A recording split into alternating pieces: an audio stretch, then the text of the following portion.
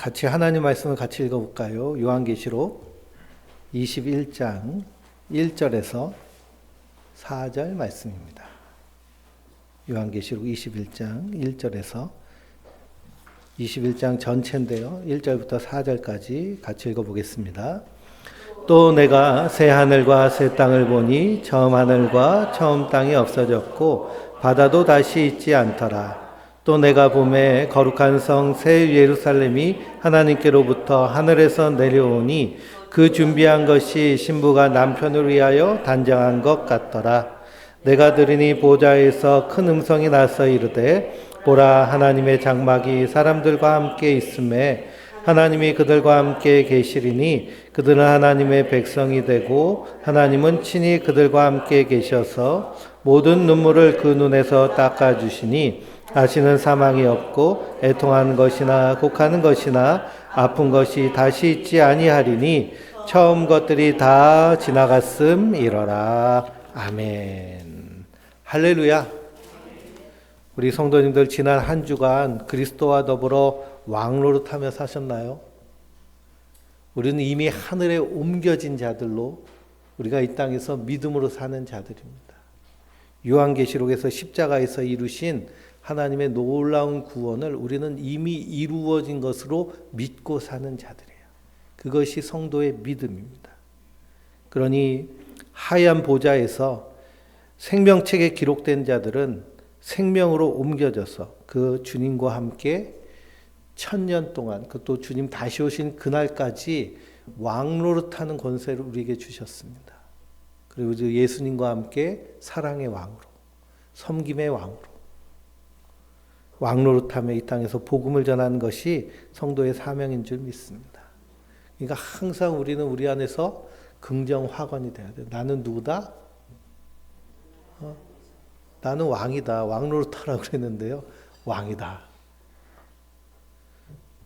주님 말씀하신 대로 나는 왕이다. 근데 그 왕은 세상의 왕하고 다른 예수님이 이 땅에서 사랑의 왕 노릇하시듯 섬김의 왕으로 평화의 왕으로 사셨듯이 우리도 그렇게 이 땅에서 왕 노릇하는 자들인 줄 믿습니다. 우리가 고난주간을 한 주간 보내게 되는데요. 예수님의 십자가를 묵상하면서 우리가 얼마나 아프실까 그 아픔에만 집중하는 것이 아니라 그 십자가 뒤편에서 일어난 치열한 영적 전쟁, 그 십자가 뒤에서 일어난 치열한 영적인 전쟁이 어디에 다 기록되어 있어요? 우리 요한계시록을 읽으면서 7인이 떼어지고 7나팔이 불려지고 7대접이 쏟아지며 일어나는 치열한 영적인 전쟁, 그 안에서 이루신 십자가의 승리를 우리가 묵상하며 그 하나님의 십자가의 놀라운 사랑을 더 깊이 깨닫는 한 주간 되시길 원합니다. 그리고 예수님께서 십자가에서 죽기까지 하시면서 우리에게 주신 것이 무엇인가? 십자가를 통해서 우리에게 주신 것이 무엇일까요? 우리가 삶 공부를 하면서 날마다 긍정하거나는 세 가지. 하나님께서 나를 받아주시고, 하나님께서 나를 특별한 존재로 삼으시고, 하나님께서 나를 하나님의 가족으로 삼으셨습니다. 라고 하는 이 세 가지 축복이 우리 안에서 날마다 선포되어져야 되고, 날마다 긍정 확언이 될 뿐만 아니라 이것이 내 모든 내면의 소통 가운데서 핵심 정체성이 되어야 될 줄 믿습니다. 그러니 예수님이 십자가에 졌으니 얼마나 아프실까 하며 우울해하는 것이 아니고요. 십자가 뒤에 있는 그 영적인 승리를 바라보며 우리가 이 땅에서 믿음으로 굳게 서며 기쁨과 감사로 승리하는 한 주간 되시길 바랍니다. 오늘 1절 말씀해 보니까요. 새 하늘과 새 땅의 이야기가 나옵니다. 내가 새 하늘과 새 땅을 보니 처음 하늘과 처음 땅이 없어졌고 바다도 다시 있지 않더라 라고 말씀하십니다. 그러니 십자가에서 다 이기시고 옛 것들은 다 심판하시고 만물을 새롭게 하시는 거예요. 이 새로운 모습에 대해서 갱신설, 소멸설 이렇게 얘기하면서 이 땅이 그냥 있고 이것이 새롭게 갱신된 것이다 라고 주장하는 사람도 있고요. 완전히 없어지고 지구는 완전히 소멸되고 새로운 행성과 같은 모습으로 될 것이다 라고 주장하는 주장도 있습니다. 근데 이 새하늘과 새 땅은요, 물질적인 언어로 성경은 기록되어 있지만 우리가 이것을 이해할 때는요, 물질적인 차원을 넘어서야 됩니다. 형이상학적인 차원에서 바라봐야 돼요. 그러기 위해서 우리에게 필요한 것이 무엇일까요? 그건 바로 상상력입니다. 신앙적인 상상력이 필요해요. 우리는 상상한다, 공상한다. 그래서 영화에 보면 공상, 과학, SF 영화 이런 그 장르들이 있죠. 그래서 요번에 둔이라는 영화 개봉해서 저도 가서 봤는데요. 너무 잘 만들어가지고 깜짝 놀랐습니다. 마치 실제와 같이 아바타 같은 영화도 마찬가지죠. 이것이 다 어디서 나왔을까요? 우리의 상상력에서 나왔어요. 그런데 예전에는 이 상상력, 판타지, 공상과학을 허무 맹랑한 것으로 터부시 여겼지만 우리가 쭉 과학의 발전과 더불어서 살다 보니 인류의 진보는 다 어디서부터 되었을까요? 이 상상력에서부터 된 거예요. 상상력에서부터. 그러니 하늘을 나는 새를 바라보며 인간도 하늘을 날 수 있다. 이 상상력이 비행기를 만들어서 우리가 비행기를 타고 다니게 되고요. 먼 곳에 있는 사람과 만나지 않고도 소통할 수 있다라는 상상력이 전하기. 그런 모든 우리의 문명의 발달은 진보는 상상력에서부터 시작됩니다. 그런데 이 상상력이 모두 압축되어 담겨져 있는 책이 바로 성경이라고 말할 수 있습니다. 영국의 소설가이고 저술가인 C.S. 루이스는 판타지 소설을 썼어요. 나니아 연대기라는 판타지 소설을 썼는데요. 이 소설은 성경의 영적인 전쟁의 이야기를 상상을 통해서 판타지화해서 쓴 소설입니다. 그러니 우리가 이 영적인 세계를 볼 때에는 무엇이 필요할까요? 상상하는 것이 필요해요. 상상 가운데서 우리의 생각의 폭을 확장시키고 사고의 폭을 넓혀야 될 줄 믿습니다. 이단 사이비들의 특징은 뭘까요? 상상하진 않아요. 그냥 물질 세계에 그대로 대입해 버립니다. 그러니 천국에 가면 네 집이 있고 내 집이 있더라. 근데 네 집은 잘 섬겨가지고 막 기와집인데 나는 막 나무 판잣집이야. 그래가지고 꿈에서 깨가지고서는 회개하고 열심히 섬겼다. 그들이 본 천국은 다 어떤 세계예요? 물질의 한계에 갇혀있는 천국입니다. 그것은 제대로 본 것이 아니에요. 천국에서 빈부격차가 있고 천국에서 좋은 집, 나쁜 집이 있으면 이건 천국일까요? 천국이 아닐까요? 천국이 아닌 거예요. 그러니 우리가 이 물질적인 차원을 뛰어넘는 그것이 우리 안에서 필요한데요. 그러기 위해서는 신앙적인 상상력이 필요합니다. 그리고 우리의 삶에서도요, 상상력이라는 것이 참으로 중요합니다. 대부분의 사람들이 우리의 내면에서 계속 반추하고 상상 소통하는 그 내용들이 부정적인 걸까요? 긍정적인 걸까요? 부정적인 것이 상당히 많습니다.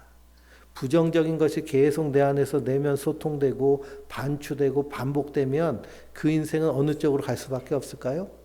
부정적인 쪽으로 갈 수밖에 없는 거예요. 그러나 하나님의 백성들은 이 땅에서 우리 안의 상상도 하나님의 말씀에 붙잡혀서 상상해야 될 줄 믿습니다. 십자가에서 죽으셨지만 어떻게 하셨어요? 다시 살아나셨어요. 승리하셔서 생명으로 우리를 옮겨주신 줄 믿습니다. 그 안에서 성도들은 생명을 상상하고 승리를 상상하고 하나님의 일하심을 소망하며 이 땅을 믿음으로 사는 자들인 줄 믿습니다. 그러니 이 새하늘과 새 땅을 물질로 대입해 보면 복잡합니다. 그런데 우리가 영적인 세상을 판타지화해서 상상하면 그것이 어렵지가 않아요. 그리고 과거에 살던 사람들보다 현대인들이 뭘 더 잘할 수 있을까요? 상상을 더 잘할 수 있어요. 왜 그럴까요? 그런 매체들을 많이 봐오고 경험했기 때문입니다. 그 영화도 다 어떤 내용들이에요? 판타지들이잖아요. 그래서 상상을 자극하는 온갖 상상들이 가득한. 그렇기 때문에 우리가 하나님의 말씀을 더 깊고 더 차원 높게 이해할 수 있습니다. 그래서 우리가 이 물질적인 차원을 넘어서기 위해서 필요한 것은 무엇이냐 하면 가장 본질적인 것을 계속 인식하고 있는 거예요.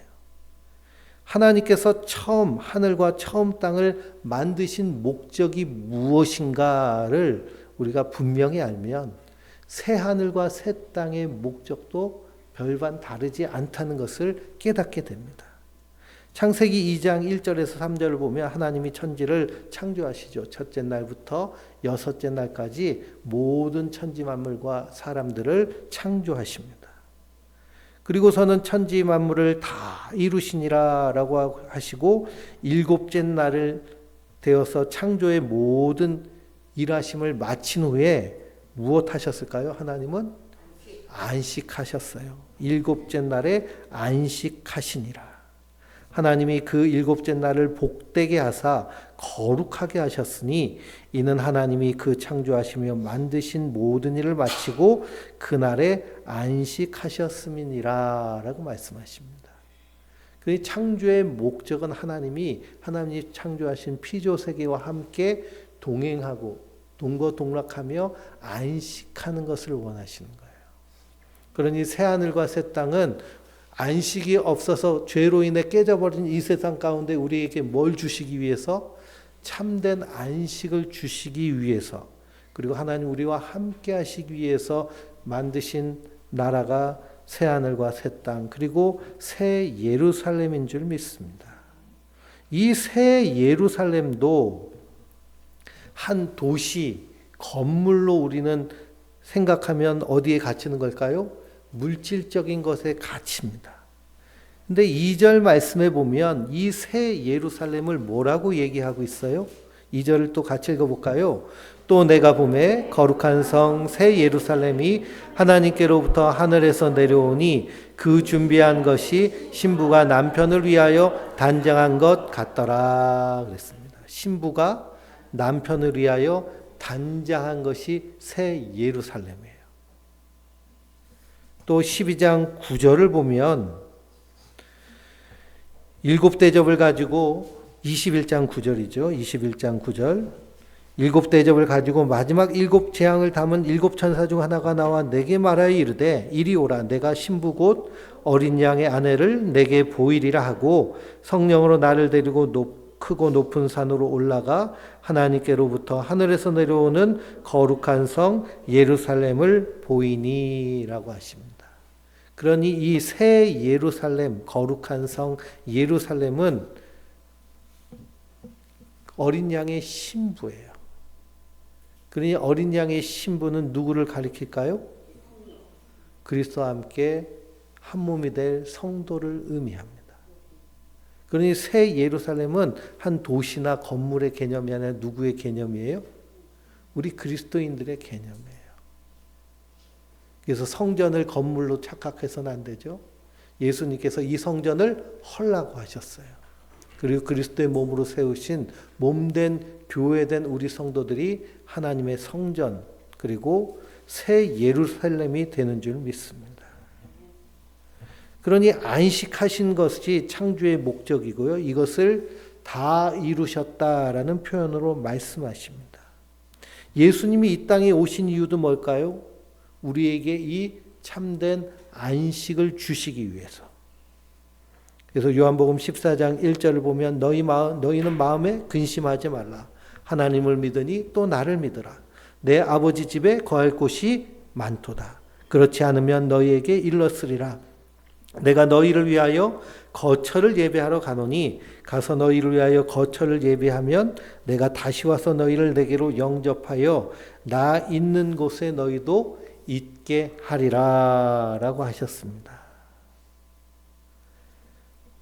그러니 이 새 예루살렘은 바로 신부가 신랑을 위하여 단장한 것 같은, 그래서 구약과 신약의 구원받은 성도들이 다 새 예루살렘, 내가 하나님의 성 새 예루살렘이구나 라는 것을 성경 말씀하고 있고요. 우리는 그것을 충분히 상상할 수 있습니다. 그래서 고린도후서 5장 1절을 한번 보실까요? 고린도후서 5장 1절에서 5절입니다.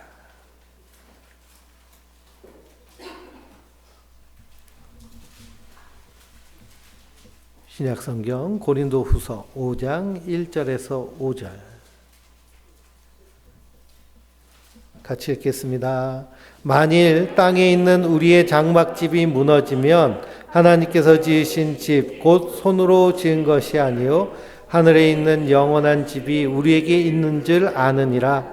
참으로 우리가 여기 있어 탄식하며 하늘로부터 오는 우리 젖을 더디기를 간절히 사모하노라. 이렇게 이 부분 우리가 벗은 자들로 발견되지 않으려 함이라. 참으로 이 장막에 있는 우리가 짐진 것 같이 탄식하는 것은 벗고자 함이 아니요 오히려 덧입고자 함이니 죽을 것이 생명에 삼켜진 바 되게 하려 함이라. 곧 이것을 우리에게 이루게 하시고 보증으로 성령을 우리에게 주신 이는 하나님이시니라. 아멘. 고린도후서 5장은 육체의 부활에 대해서 말씀하고 있습니다. 우리의 장막이 무너진다는 것은 뭘 의미해요? 우리가 육체가 이제 흙으로 돌아가는 것을 의미합니다. 그러면 흙으로 돌아가서 끝나는 것이 아니라 손으로 지은 것이 아니라 하나님이 지으신 그 부활의 영광스러운 몸으로 우리를 입혀주시고 그리고 하나님의 나라에 참여하게 하여 주시는 줄 믿습니다. 그것을 누가 보증하셨어요? 성령께서 보증하셨어요. 하나님께서 예정하시고 에베소서 1장을 보면 하나님께서 예정하시고 그리스도께서 우리를 구속하시고 성령께서 우리를 인치심으로 하나님의 나라, 하나님의 백성 삼으신 줄 믿습니다. 이것을 우리에게 어떻게 주셨어요? 은혜로 주신 거예요. 하나님의 일하심은 이 하나님의 구원을 우리에게 선물로 주시기 위해서 우리를 신부로 만들어 가시는 일이 하나님의 일하심인 줄 믿습니다. 그래서 이사야 선지자는 하나님의 일하심에 대해서 말하잖아요. 밤낮 쉬지 않고 일하시는 그 하나님이 우리 그리스도인들을 헵시바와 뷸라 삼으신다. 그리고 순결한 여인, 결혼한 여자, 누구와 결혼을 해요? 그리스도와 결혼하는 신부의 이미지로 우리에게 말씀하고 계세요. 에베소서 2장 20절에서 22절을 보면 너희는 사도들과 선지자들의 터 위에 세우심을 입은 자라. 그리스도 예수께서 친히 모퉁이 돌이 되셨느니라. 그 안에서 건물마다 서로 연결하여 주 안에서 성전이 되어가고 너희도 성령 안에서 하나님이 거하실 처소가 되기 위하여 그리스도 예수 안에서 함께 지어져 가느니라 라고 말씀하십니다. 그런데 이 말씀이 그러니 우리가 다 하나님의 성전으로 만들어져 가고 있다는 거예요. 그런데 이 말씀은 능동태가 하나도 없습니다. 너희가 그렇게 되가라고 너희가 성전이 되기 위해서 이렇게 힘쓰고 애쓰고 이렇게 해라고 하시는 것이 아니라 하나님이 그 일을 이루시겠다는 거예요. 하나님이 그 일을 이루시겠다는 것이기 때문에 우리 믿음의 사람들은 어떻게 사는 걸까요? 그것을 온전히 믿는 믿음 안에서 하나님이 말씀하신 말씀에 따라 사는 자들인 줄 믿습니다. 그럼 우리에게 주신 명령은 뭘까요? 내가 너희에게 새 계명을 주노니 서로 사랑하라 하신 겁니다. 이 사랑 안에서 우리가 하나님 나라를 이 땅 가운데서 맛보며 누리며 미리 살아내며 주님 오실 때 진짜 하나님 나라에 들어가는 것이죠. 그래서 우리의 구원은 already not yet, 이미 그러나의 나라를 살고 있는 거예요. 우린 이미 하나님 나라 백성인 줄 믿습니다. 그러나 아직 어디에 발 딛고 있어요? 이 땅에 발 딛고 있습니다. 예수님이 언제 다시 오실까요? 구원받을 자의 수가 다 찰 때 그때 오십니다. 그날은 아무도 알지 못해요. 그러나 우리를 이 땅에 남겨두신 이유는 뭘까요? 우리에게 사명이 있기 때문이에요. 그것은 뭐냐? 그리스도와 함께 이 땅에서 사랑의 왕 노릇하며 세상을 심판하는 일을 맡겨주셨기 때문입니다. 우리가 세상을 심판하는 것은 무엇으로 심판을 할까요? 복음을 증거함으로 심판하는 거예요. 우리가 복음을 증거할 때 그것을 받아들이면 그 사람은 생명으로 옮겨지는 줄 믿습니다. 그러나 거절하면 어떻게 될까요? 그건 남은 것은 심판밖에 없는 거예요. 그래서 사도 바울은 두렵고 떨림으로 너희의 구원을 이루라라고 말씀하셨을 뿐만 아니라 우리가 이 땅에서 이러한 분명한 사명이 있기 때문에 우리 생명을 남겨두신 줄 믿습니다. 그러니 100세 시대를 살면서 인생이 너무 길어, 지겨워, 빨리 죽고 싶어. 이건 누구한테 지금 대항하는 거예요? 하나님한테 하는 거예요. 너 아직 생명 데려가지 않는 이유는 사명이 있기 때문이야. 이유가 있기 때문이야. 우린 그리스도 안에서 이렇게 분명한 자기 정체성을 가지고 사는 자들인 줄 믿습니다. 그래서 사도 바울도 내가 죽는 것이 너에겐 좋지만 그러나 사는 것이 너희에게 유익이기 때문에 내가 힘써 살아낸다고 고백하며 복음을 증거하는 삶을 살았습니다. 그러니 우리 성도가 새하늘과 새 땅에 새 예루살렘이 되어서 그곳에서 주님과 영원한 영생 복락을 누릴 것을 약속받은 자들인데요. 이 약속을 이루시기 위해서 그리스도가 하신 일이 뭘까요? 십자가에서 자기 생명을 다 주시기까지 우리의 허물과 죄의 값을 다 치르신 줄 믿습니다. 3절 21절 오늘 본문의 3절 4절을 같이 읽어볼까요?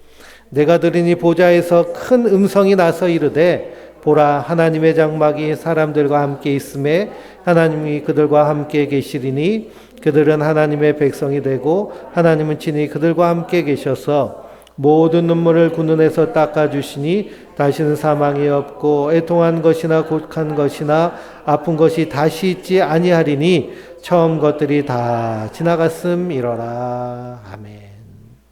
이것이 안식의 모습입니다. 참된 안식은 하나님이 장막을 다 치시는 거예요. 그래서 하나님의 장막 안에 우리가 함께 동거동락하는데요. 그곳에 있는 사람들, 장막에 있는 사람들은 다 어떤 사람들일까요? 하나님이 함께 하시며 눈물을 닦아주셔서 다시는 사망이 없고 애통하는 것이나 곡하는 것이나 아픈 것이 다시 있지 않는 그것이 하나님 나라의 특징인 줄 믿습니다. 우리가 사는 이 세상이요, 사는 것 자체가 고통인 세상입니다. 우리가 행복하기를 원하지만요, 행복은 잠깐 맛보는 거예요. 순식간에 지나가 버려요. 그 다시 계속 뭐가 밀려올까요? 고통과 고난이 계속 몰려오는 것이 인생입니다. 그래서 쇼펜하우어는 존재 자체가 고통이라고 얘기해요. 인간은. 왜 그러냐? 죄로 인해서 깨진 이 세상 가운데 우리가 발딛고 살고 있기 때문입니다. 우리 밴드에 제가 다큐멘터리를 올려드리는데 그거 보면은 속이 시원한 거야 하고 속이 꽉 막히는 걸까요? 속이 꽉 막히고 답답하잖아요. 그렇죠? 그게 우리가 살고 있는 피조세계의 현실입니다. 동물 그 다큐를 보면 더 답답하실 것 같은데요. 그래도 예수님의 십자가를 생각하시면서 열심히 보시기 바랍니다. 우리가 그런 것에 눈을 닫아버리면요, 그 피조세계의 피조물들의 탄식 소리를 듣지 못해요. 우리가 그것을 들으면서 아파하는 마음으로 주님의 나라를 간절히 기다리는 자들인 줄 믿습니다. 그러니 참된 안식이 있는 곳이 하나님 나라입니다. 거기는 다시는 아픈 것이 없고요, 곡하는 것이나 눈물 흘릴 일이 없어요. 왜냐? 그런 것들이 다 지나갔기 때문입니다. 우리는 늘 이런 고통 가운데 살고 있잖아요.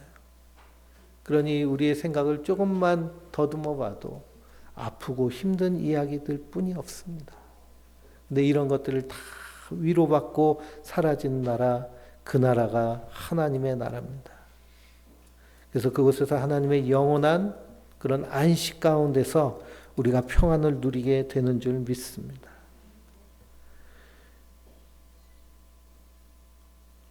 (5절부터 6절을) 또 같이 읽어볼까요? 보좌에 앉으시니가 이르시되 보라 내가 만물을 새롭게 하노라 하시고 또 이르시되 이 말은 신실하고 참되니 기록하라 하시고 또 내게 이르시되 이루었도다. 나는 알파와 오메가요 처음과 마지막이라. 내가 생명수 샘물을 목마른 자들에게 값없이 주리니 그랬습니다. 참된 안식 가운데서 하나님께서 만물을 새롭게 하세요. 그리고 6절에 뭐라고 하시나요? 이루었도다 라고 하십니다. 이루었도다. 예수님께서 십자가에서 마지막 남기신 말이 테텔레스타이, 다 이루었도다 라는 말씀입니다. 다 이루었도다. 오늘 본문의 6절에 나와 있는 이루었도다 라는 말은 게고난이라는 단어입니다. 헬라어 단어인데요. 테텔레스타이랑 동일한 말씀입니다. 끝났다, 완성됐다, 성취됐다는 의미가 담겨져 있어요. 근데 테텔레스타이는 단수로 쓰이는 단어이고요. 게고난은 복수로 쓰이는 단어입니다. 그러니 우리의 죄, 허물과 죄를 대신 지시고 십자가에 달려 죽으셔서 우리를 속량하신 그 십자가의 은혜는 오롯이 누구의 공로로 되어진 걸까요? 예수님의 십자가의 공로로, 그리스도 한 분의 공로로 되어진 일입니다. 그러나 만물을 새롭게 하고 우리가 완전한 구원에 들어가서 하나님과 안식을 이루는 것은요, 단수가 아니라 복수예요. 하나님께서 창조하시고 그리스도께서 구속하시고 성령께서 우리 안에서 인치심으로 말미암아 이것이 완전히 이루어진 줄 믿습니다. 그래서 요한계시록에 7인의 재앙, 7나팔의 재앙, 7대접의 재앙은, 7인의 재앙은 그리스도를 통해, 7나팔은 성령을 통해, 7대접은 성부 하나님을 통해서 임하시는 진노와 심판, 이것이 십자가에서 완전히 이루어진 것을 요한계시록 우리에게 이렇게 보여주고 계시는 거예요. 그래서 성도의 구원은 하나님께서 완전하게 이루어 주시는 줄 믿습니다. 이것의 가장 클라이막스가 십자가예요. 십자가에서 우리의 허물과 죄를 다 감당하신 줄 믿습니다. 그러니 요한복음을 보면 음행 중에 잡혀온 여인이 있어요. 음행 중에 잡혀온 여인을 잡아온 사람들이 돌을 하나씩 손에 들고 이 여인을 어떻게 할까요? 모세율법에는 돌로 쳐서 죽이라 하였는데 우리가 돌로 칠까요? 그럽니다. 그때 예수님께서 바닥에다 손으로 글씨를 쓰십니다. 다른 사본을 보면 그 글씨를 쓴 내용들이 그 사람들의 죄에 대해서 적으셨다라고 기록되어 있어요. 예수님께서 그 돌을 들고 있는 사람의 죄를 다 기록하니 그 사람들이 찌림을 받고 다 도망칩니다. 그래서 예수님과 그 가늠한 여인만 남아요. 그때 예수님께서 말씀하십니다. 나도 너를 정죄하지 않는다고 하세요. 너를 정죄하지 아니하느니 다시는 죄를 짓지 말라 하십니다. 이 말씀을 하실 수 있었던 이유는 뭘까요? 예수님이 그 여인의 허물과 죄를 대신 지시고 십자가에 달려 죽으셨기 때문에 이 말씀을 하시는 것입니다. 그러니 그리스도 안에서 십자가에서 함께 죽은 자들은 더 이상 죄의 정죄를 받지 않아요. 율법의 지배 아래 있지 않아요. 대신 하나님의 복음 안에 있는 자들인 줄 믿습니다. 다시는 죄를 짓지 말라라는 말씀은 무엇이냐? 예수님을 주인으로 모시고 살라는 거예요. 우리가 이 땅에서 예수님을 주인으로 모시고 사는 것이 얼마나 힘든지요. 우리가 일회용품 안 쓰고 사는 것과 똑같습니다. 안 쓸래 안 쓸 수가 없어요. 안 쓰고 살려면은요, 그냥 저기 무인도에서 혼자 살든지, 무인도에 가든 뭐가 계속 밀려올까요? 예, 플라스틱 쓰레기가 계속 올라요. 안 보고 살 수가 없습니다. 그것처럼 우리가 예수님을 주인으로 모시고 산다고 하는 것이 일회용품 안 쓰는 것보다 더 힘들어요. 왜냐? 우리는 계속 주인 노릇하려고 하기 때문에. 그래, 날마다 나는 죽고 날마다 예수로 사는, 하나님 말씀으로 나를 죽이고 예수로 사는. 그러니 우리 그리스도인들은 하나님 앞에서, 신보좌 앞에서 심판받는 자들이 아니라 날마다 하나님 말씀 가운데서 내가 심판받아 죽고 살고 이것을 반복함으로 말미암아 주님 앞에 설 때는 의롭다함을 받는 자들인 줄 믿습니다. 그러니 다 이루심으로 말미암아 우리가 생명으로 옮겨진 자들이에요. 7절 같이 읽어볼까요? 이기는 자는 이것을 상속으로 받으리라. 나는 그의 하나님이 되고 그는 내 아들이 되리라 하십니다. 이기는 자는 이것을 상속으로 받으리라. 그럼 이긴 자는 누굴까요? 이기는 자는요, 예수님입니다. 그래서 우리가 이 말씀을 오해하게 되면 내가 이긴 자라고 주장하는 사람이 얼마나 많은지 몰라요, 대한민국에. 그래서 저 통일 하는 그 문씨 가문에서는 예수는 십자가에서 죽어 실패해서 내가 한다고 얘기해요. 예수는 실패했다. 내가 이긴 자다. 그 사람들은 뭘 믿지 않아요? 부활을 믿지 않는 거예요. 부활을 거부하고 예수 그리스도의 십자가의 사역을 인정하지 않는 자들. 그래서 자기가 이긴 자라고 얘기하고, 그래서 막 하얀 옷 입고 하얀 말 쓰고 왕관 쓰고 설치잖아요, 그렇죠? 그게 다 뭐예요? 다 땅에서 올라온 짐승, 거짓 선지자들입니다. 이긴 자는 그리스도세요. 우리는 이 그리스도와 함께 이긴 자예요. 예수님이 이기셨기 때문에 우리가 그분의 몸과 지체로서 함께 이기는 자들인 줄 믿습니다. 그러니 요한일서 4장 18절을 보면 사랑 안에는 두려움이 없고 온전한 사랑이 두려움을 쫓아내나니 두려움에는 형벌이 있음이라. 두려워하는 자는 사랑 안에서 온전히 이루지 못하느니라 라고 말씀하십니다. 그러니 우리가 그리스도 안에서 그리스도와 함께 승리하는 자들입니다. 요한일서 5장 4절에서 5절은 무릇 하나님께로부터 난 자마다 세상을 이기느니라.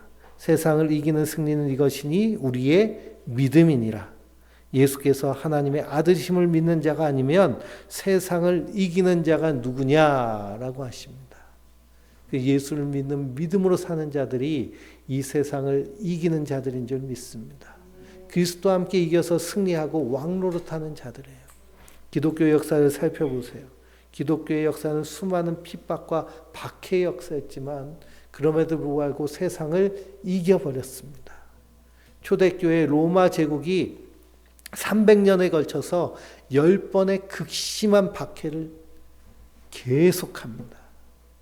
얼마나 그 박해가 심했는지요. 콜로세움 그 투기장에다가 기독교인들을 묶어 세워놓고 풀어놓고 굶주린 사자, 호랑이, 곰을 풀어서 잡아먹게 하고, 그랬더니 이 로마 시민들이 환장하고 좋아합니다. 그 잔인한 모습을 보고. 그러다 그것도 얼마 되지 않아서 그만뒀어요. 왜 그러냐? 사자한테, 호랑이한테, 늑대한테 잡아먹히면서도 찬송하고 기쁜 모습으로, 환하고 밝은 모습으로 죽어가는 그 모습을 보면서 그 사람들이 충격을 받았습니다. 괴로워하고 인상 찌푸리며 저주하며 죽는 모습을 기다렸는데 그렇지 않는 거예요. 그런 엄청난 박해 속에. 그런 모습으로 오히려 더 기독교가 전파되고 복음이 선포되고, 그래서 300년이 지난 이후에 로마 제국이 완전히 기독교를 공인할 수밖에 없었습니다. 그때 로마 제국의 기독교, 로마 시내 안에 기독교의 인구가 몇 프로나 되느냐 하면 10% 정도 됐어요. 10% 정도 되는 그리스도인들이 진정한 그리스도인으로 서 있을 때 그 천년 제국이 완전히 뒤집어 엎어지는 것입니다. 그러니 이 세상을 이김으로 말미암아 지금까지 기독교가 이 세상 가운데서 복음을 전파하며 자유와 평등, 사랑, 이런 기독교적인 개념들, 그리고 이런 예수님이 가르쳐 주신 가르침이 온 나라, 법, 그리고 그 윤리 도덕적인 그런 가치 가운데 다 녹아져 있습니다. 그리고 우리가 사는 지금 이 시대에 코로나를 지나면서 기독교가 쇠퇴하고 있다라고 얘기하는데요. 기독교는 쇠퇴하지 않습니다. 쇠퇴하는 것은 무엇이냐? 기독교인 척하는 것들이 쇠퇴하는 것이죠.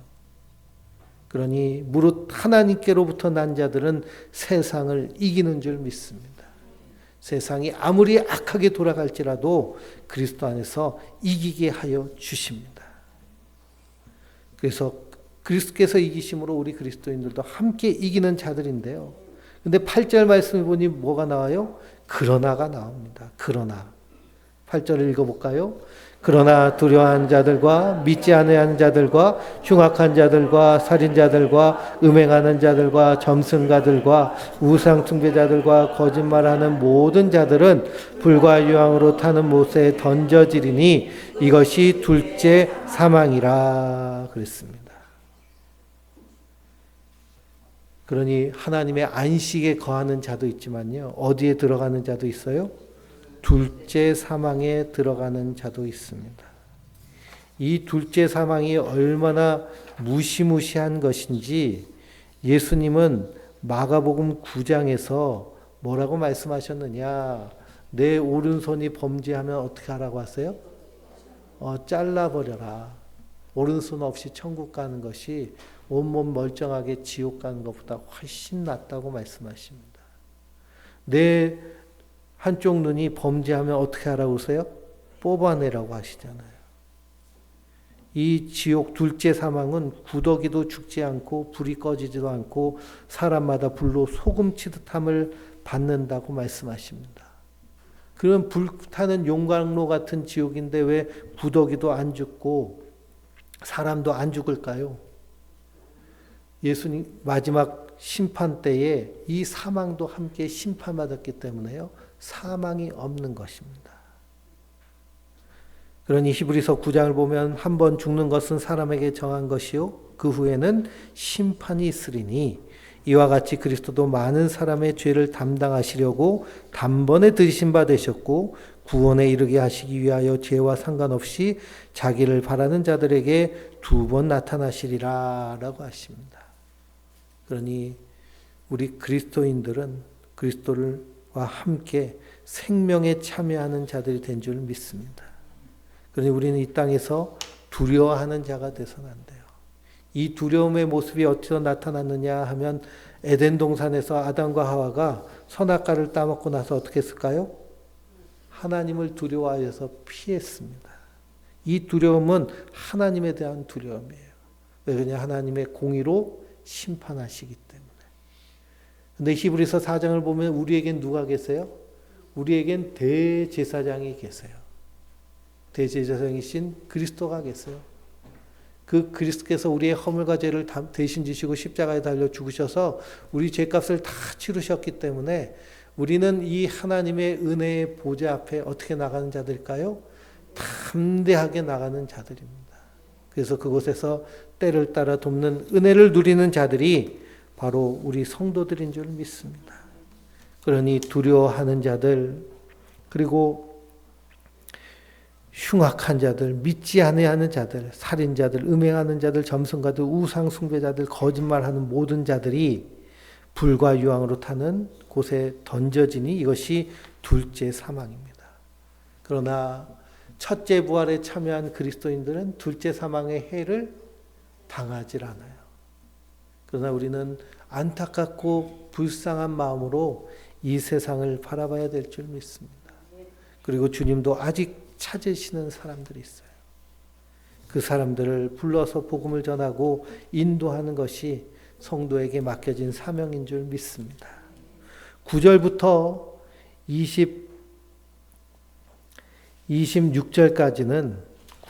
26절까지는 새 예루살렘에 대한 모습입니다. 이 새 예루살렘이 신랑을 위해 준비된 신부와 같이 어린 양의 아내와 같이 준비되어 있습니다. 성전의 이 성의 문은 몇 개일까요? 12개가 있습니다. 12절을 읽어볼까요? 크고 높은 성곽이 있고 12문이 있는데 문에 12천사가 있고 그 문 위에 이름이 썼으니 이스라엘 자손 12지파의 이름이라 그랬습니다. 14절에는 뭐라고 되어 있나요? 이 성의 성곽에는 12기초석이 있고 그 위에는 어린 양의 12사도의 12 이름이 있도다 그랬습니다. 새 예루살렘은 구약의 12지파, 신약의 12사도. 그래서 구약의 성도, 신약의 성도들이 구원받아서 어린 양의 신부의 모습으로 단장하여서 하나님과 안식을 누리는 그 모습으로 상징적으로 보여주고 있어요. 근데 다 뭘로 장식되어 있을까요? 금, 은, 보화로 다 장식되어 있습니다. 금, 은, 보화로 장식되어 있어요. 그것은 무엇이냐? 그만큼 성도는 이 땅 가운데서 고귀하고 존귀한 존재라는 것을 의미합니다. 그래서 가장 귀하고 아름답고 변하지 않는 보석으로 어린 양의 신부를 표현을 해요. 근데 마태복음 13장을 보면 예수님께서 천국에 대한 비유를 하시는데요. 밭에 감춰진 보화의 비유를 하시고 값진 진주의 보화의 비유를 하십니다. 천국은 마치 밭에 감춰진 보화 같으니 사람이 이를 발견하고 숨겨두고 기뻐하며 돌아가서 자기의 소유를 다 팔아 그 밭을 사느니라 라고 하셨습니다. 그러니 밭에 감춰진 보화는 뭘까요? 예수님이 보화가 아니에요. 누가 보화예요? 예, 우리가 보화예요. 그리스도인들이 보화예요. 그래서 그리스도께서 우리를 발견하시고 어떻게 하셨어요? 자기 생명을 다 십자가에서 주셔서 우리를 값을 주고 사신 거예요. 우리가 무슨 수로 이 보화를 살 수 있겠습니까? 이 보화는 구원을 상징하는 겁니다. 그래서 우리가 바로 하나님 보시기에, 예수님 보시기에 보화 같은 존재예요. 그래서 십자가에서 자기 생명을 주시까지 하시며 값을 주고 사신 줄 믿습니다. 또 천국은 마치 좋은 진주를 구하는 장사와 같아요.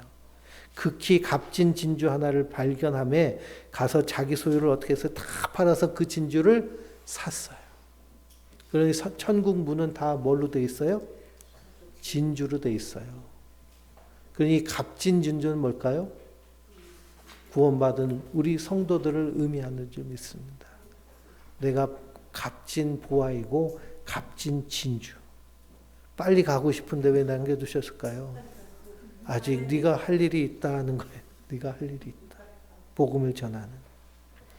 그래서 천국에 나와 있는 이런 그 측량하는 그 측량들 보면 12, 24, 144, 12,000 같은 숫자로 이렇게 표현되어 있습니다. 정육면체, 새 예루살렘은 정육면체인데요. 이건 그냥 물질로 환산하면 안 되고 어떻게 환산해야 될까요? 완전하고 완벽하게 하나님께서 구원해내셔서 이루신다는 것을 의미합니다. 하나님의 구원은 완전한다는 것을 의미해요. 그리고 하나님의 구원받은 성도는 귀하고 아름답고 변하지 않는 아름다운 모습으로 주님께서 우리와 함께 안식하시는 줄 믿습니다. 그래서 27절을 읽어볼까요? 27절. 무엇이든지 속된 것이나 가증한 일 또는 거짓말하는 자는 결코 그리로 돌아가지 못하되 오직 어린 양의 생명책에 기록된 자들만 들어가리라. 아멘. 그러니 그 새 예루살렘에 들어가는 거기에 예루살렘이 되는 자들은 어떤 사람들일까요? 생명책에 기록된 자들만 들어갑니다. 생명책에 기록된 자들은 이 복음을 믿는 자들이에요. 그래서 믿음으로 살아요. 사람들은 다 자기 나름대로의 믿음이 있잖아요. 그러나 우리 생명책에 기록된 그리스도인들은 예수 그리스도를 믿는 믿음으로 사는 줄 믿습니다. 그러니 예수님은 선한 목자 되셔서 양을 알고 양은 또 누구를 알아요? 목자를 알아요. 목자가 부르면 그 목자의 음성을 듣고 따라 나옵니다. 복음을 듣고 따라 나온 자들이 누구예요? 성도들이에요. 우리가 이 땅에서 사망의 음침한 골짜기를 다닐지라도 두려워할 필요는 없는 것이 누구와 함께 하시기 때문에 예수님이 우리의 선한 목자 되시기 때문에 우리를 그렇게 인도하여 주시는 줄 믿습니다. 그러니 우리의 마지막 끝날에 우리의 상상력은 어떤 상상력이 될까요? 내 인생의 여정을 다 돌아보면서, 그래서 우리가 마지막 때가 되면 인생을 주마등같이 스쳐 지나간다고 얘기들을 합니다. 주마등같이 인생을 쫙 스쳐 지나가고 주님 앞에 섰을 때에, 그때에 우리가 하는 고백, 예수님께서 인도하셨군요. 하나님께서 이루셨군요. 이 찬양이 우리가 올려드릴 십자가 뒤에서 영광스러운 찬양이 될 줄 믿습니다. 그 은혜를 사모하며 십자가의 능력으로 승리하는 우리 성도님들 되시길 주님의 이름으로 축원드립니다. 우리